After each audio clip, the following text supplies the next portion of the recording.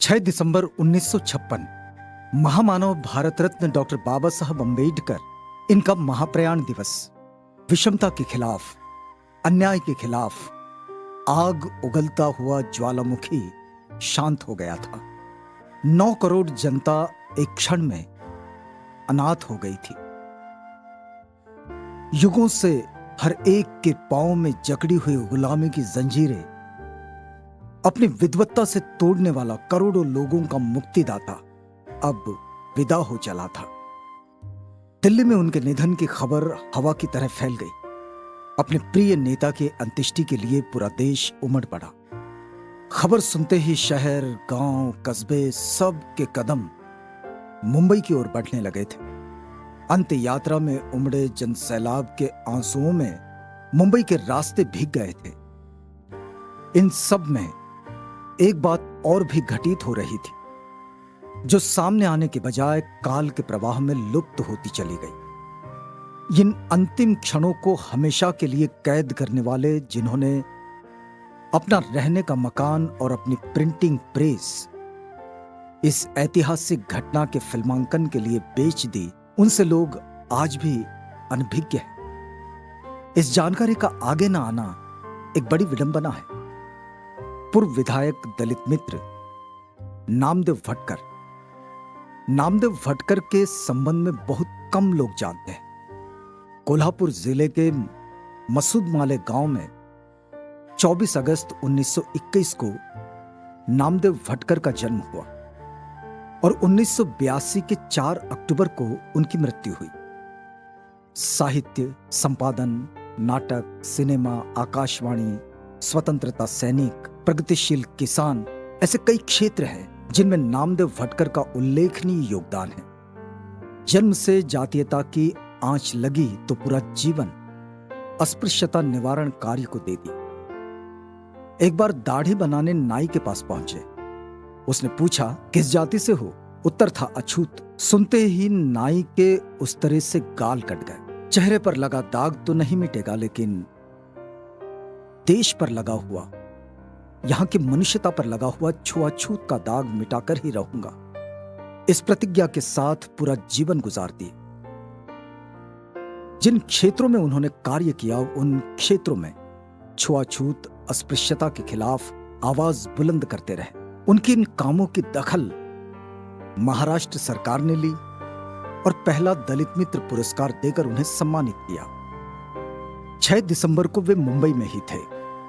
बाबा साहेब के प्रयाण की बात पता चली तो बड़े दुखी हुए। उन्हें लगा कि बाबा साहेब की अंत्य यात्रा का वीडियो रिकॉर्ड करके रखना चाहिए। नाटक और फिल्मों से जुड़े होने के कारण कई लोगों से उनका परिचय था। उन्होंने कई लोगों से कहा, लेकिन कोई तैयार नहीं हो रहा था। कुछ लोगों ने तो यह भी कहा, हमें उससे क्या, वे तो तुम्हारे नेता है, अछूतों के नेता है, हम फिल्मांकन नहीं करेंगे। ऐसा स्पष्ट उत्तर मिला। नामदेव भटकर की भोली आशा थी कि कोई तो करेगा, लेकिन उनकी आस टूट गई। आने वाले समय के लिए इस फिल्मांकन का जो महत्व है, उन्होंने पहचान लिया था। सोचा, कोई मदद करे या ना करे, स्वयं ही फिल्मांकन का निर्णय ले लिया। लेकिन यह कोई सहज और सरल कार्य नहीं था। उस वक्त वीडियो रिकॉर्डिंग के लिए कैमरा, उसके लिए रील, यह सब इतना खर्चीला था। लगभग 3000 फीट नेगेटिव रील, कैमरा और कैमरामैन, इसके लिए लगभग 1300-1400 रुपये का खर्च आ सकता था। इसके लिए पैसा कहां से आएगा, यह उससे भी बड़ा प्रश्न था। तब वे कुछ छोटे छोटे कामों के लिए कुछ गिरवी रखकर मारवाड़ी से पैसे उठा लेते थे। लेकिन इस बार रकम बड़ी थी, तो उन्होंने अपनी प्रिंटिंग प्रेस गिरवी रख दी। बदले में 1500 रुपये मिले। दौड़ते हुए वे कैमरामैन शंकरराव सावेकर के पास गए। उन्होंने 150 रुपये प्रतिदिन किराए पर एक कैमरा लाया और रात 10-11 बजे के आसपास राजगृह पहुंचे कैमरा लेकर। बाबा साहेब का पार्थिव सुबह सुबह पहुंचा। कुछ देर बाद एक ट्रक पर पार्थिव रखा गया और अंत्य यात्रा की शुरुआत हुई। नामदेव भटकर और कैमरामैन को उसी ट्रक पर कैमरा लगाकर खड़े रहने की थोड़ी सी जगह मिली। पहला शॉट वहीं सर्किल पर लिया गया। बाबा साहेब के अंत्यदर्शन के लिए पहुंचे विराट जनसागर का फिल्मांकन भी दिन भर चलता रहा। शाम को पार्थिव दादर चौपाटी पर पहुंचा। शाही मानवंदना दी गई। चंदन की चिता पर पार्थिव रखा गया। अंतिम लकड़ी चिता पर रखते तक शूटिंग चलती रही। बाबा साहेब का अंतिम चेहरा इसमें फिल्मांकित हुआ। चिता को अग्नि प्रदान करने के बाद भी फिल्मांकन जारी रहा। इस पूरी शूटिंग में 2800 फीट रील खत्म हो गई।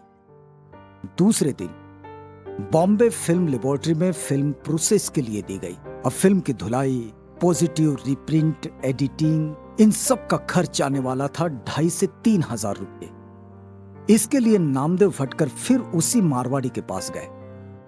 वह मकान जिसमें वे निवासरत थे, उसी घर को गिरवी रखकर और 3,000 रुपये ले आए। आगे चलकर स्थिति ये बनी कि गिरवी रखी गई प्रिंटिंग प्रेस और मकान छुड़ा नहीं पाए। वह हमेशा के लिए हाथ से छूट गए। मुंबई भी छोड़ना पड़ा। संपत्ति चली गई सो गई, लेकिन बाबा साहेब की अंतिम स्मृति सुरक्षित कर पाए। उनके खुले चेहरे का अंतिम क्षण युगों के लिए संरक्षित हो गया। बस इससे वे संतुष्ट थे। आज हम ये जो देखते हैं, बाबा साहेब की अंत्य यात्रा के अंतिम क्षण, ये वही फिल्म है जो नामदेवराव भटकर ने बनाई। नामदेवराव जी ने इस कार्य का न तो कभी श्रेय लिया और न ही इसे अपनी पूंजी बनाई। संगम कामले का ये मूल मराठी आलेख है। इसमें जो हिस्सा फिल्मांकन और उस समय की स्मृतियों से जुड़ा है, वह नामदेव भटकर का आत्मचरित्र कथा मेरे जन्म की, मराठी में लिखते हैं वे, कथा माझ्या जन्माची, यहां से लिया हुआ है। नामदेवराव भटकर को जानना समझना चाहते हो तो उनका आत्मचरित्र जरूर पढ़ें।